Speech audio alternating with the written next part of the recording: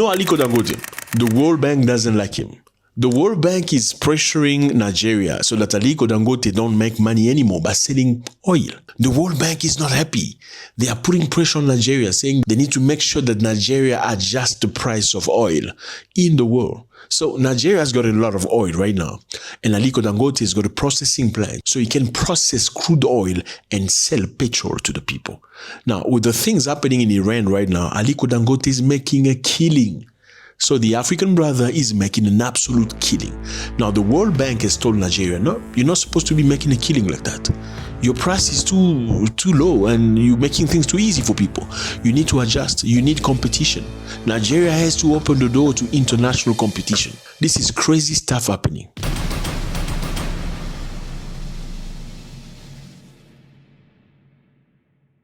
What's happening, everybody? I hope you're doing good. It's a beautiful day. Thank you very much for stopping by. You appreciate it. Nigeria. Now, the World Bank is pressuring this man right here, Dangote. You know who he is. World Bank has advised the Nigerian government to reopen petrol fuel import license. So that what? So that other international companies can bring fuel from outside Nigeria. So Nigeria has enough oil, processed oil, petrol to sell to the people. Enough of it. They have crude oil. They also have a processing plant. So they don't need to send the crude oil to any country for processing.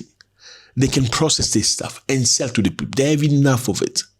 The Nigerian government decided to not issue licenses to companies that import processed petrol.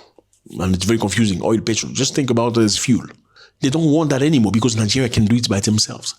But now, with the war happening in Iran and people are struggling with petrol, the World Bank has instructed Nigerian government to force Dangote to adjust the price. And number two, for the government to issue licenses to international companies so that they can come and eat. They don't like it that you're doing good. No, I'm sorry. They don't like it that you're doing good. It bothers them to see an African country to be independent and look after themselves.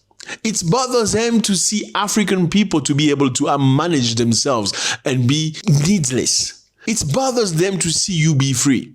Now, number one, the World Bank has released a report saying that imported fuel was 12% cheaper than the fuel from Dangote refinery. Okay, so why don't you import oil from elsewhere? It's 20% cheaper. Number two, they say they're worried that one big supplier, which is Dangote in this case, could lead to higher prices and shortage if anything goes wrong with the refinery. So the World Bank says to Nigeria, okay, we're worried about you, the people of Africa, you, the black people, we worry about you. So number one, you can import oil from elsewhere. It's actually 12% cheaper than the oil sold by your brother. Or number two, you can't just hope that he can produce for you. You cannot let him be the only producer, because if something goes wrong with his company, what are you going to do? You're going to have shortage. You need to have competition.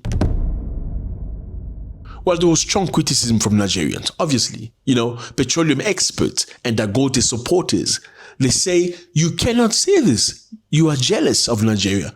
Why do you want us to import petrol if we have enough of it in our country? Then very quickly, World Bank withdrew the strong part of the report and clarified. So we have a clarification to make. We're not jealous of Dangote. We're not against the local refinery, but we want competition and protection for the poor people if price rises. So World Bank feels like because Dangote is got a big company that's functioning, well, Dangote could choose whenever he wants to set the price in whichever way he wants. And in order to protect the black people that are suffering, World Bank that cares about you, wants you to then issue licenses to international companies so they can be a competition to Dangote. The main reason they say they want to create competition, so fuel price don't go high. I mean, is this correct? Well, sometimes when you have only one company, they set the price, right? I mean, I don't know if you've experienced this before. I remember many years ago in African countries, when I was growing up, in the 1990s, when cell phones first came into the market, in the specific country I was at, there was only one cell phone company. And the price was super high. Not everybody could afford it. It was until government imposed a second cell phone company, telecommunication company, and a third one, that's when the price came down because there was competition. Is this valid in the case of Dangote? Or should we allow him the room to make money since Africans have suffered for a long time? Number two, World Bank says they're trying to protect ordinary Nigerians from inflation if global oil price rises, especially with now the problem that we're seeing in the Middle East. They're trying to protect you, Don't give Dangote too much power because he's going to take money out of you. Now, critics say that World Bank often pushes free market ideas to African. They've done it many times in the past. They kept Nigeria in the past importing fuel from decades instead of building local refinery. So they want you to continue buying from them, telling you that they're trying to protect you by asking you to buy from them. But the bottom line is they don't want you to develop. They don't want you to be free. My question is, where does European oil come from? Who did they buy from? Who are their suppliers? Do they manage to do things themselves or do they have various suppliers from elsewhere? Where does petroleum from America come from? Who is their supplier? America has enough oil. So why do you think America cannot have one very high price, but you Africans can do it? How does this profit Nigeria? Let me give you context. Nigeria has a lot of crude oil. Crude oil is this one. It looks like mud. It's very dirty. It's heavy. You cannot use crude oil to put in a car. Before you put in a car, it has to go through processing. What processing? How do you process? You process through a processing plant or a refinery. Nigeria for many, many years never had a refinery. They had a lot of crude oil but no refinery until Ali Dangote came along. The government has tried many times but failed. One entrepreneur put tens of billions of dollars to build the processing oil for Nigeria. Now, Ali Dangote's refinery is now the biggest refinery in Africa. Nigeria can now get crude oil from its oil and then process the crude oil and create petrol for the cars for use purpose. Now, by doing this, they have killed business for Europeans and Americans because now, number one, Nigeria saves billions of dollars in foreign exchange every year. How? Normally, before you buy petrol from any country that sells petrol, you need to change your currency into dollars, then buy petrol. That's the rule. Okay, so Nigeria in this case had to change its naira to dollars, then buy petrol. But now because Nigeria's crude oil and a refinery that's functional, they don't need to change their naira into dollars. So they save their foreign exchange. Number two, refinery creates jobs in Nigeria and reduce dependency on foreign fuel. A lot of people have got jobs in Nigeria now, and they don't need foreign fuel, and that bothers them. They don't like that. Now, number three, the complaint of the people is monopoly. Fear that one person controls almost all supplies and can set higher prices, and there is less choices. Is that a truth reality? It is probably a truth reality.